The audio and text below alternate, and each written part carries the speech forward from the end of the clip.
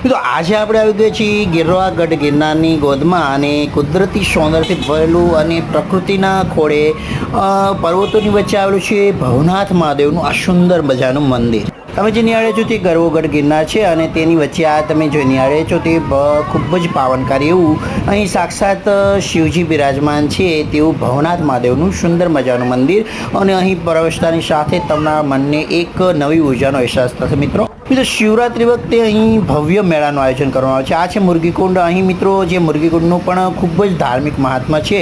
આ પવિત્ર કુંડમાં જ્યારે ભવનાથ મહાદેવનો મેળો હોય છે ત્યારે અહીં સાધુ સંતો આ જ કુંડમાં સ્નાન કરે છે। કહેવાય છે કે રાજા ગોપીચંદ અને ભરતરી પણ અમર છે અને તેઓ પણ અહીં સ્નાન માટે આવે છે અને આ કુંડમાં તેઓ ગાયબ થઈ જાય છે। આ પવિત્ર કુંડના તમે પણ દર્શન કરો। અને મિત્રો જ્યારે પણ જૂનાગઢ આવો તો આ ભવનાથ મહાદેવના દર્શન કરવાનું ન ભૂલશો મિત્રો। અહીં ખૂબ જ વિશાળ આશ્રમો આવેલા છે।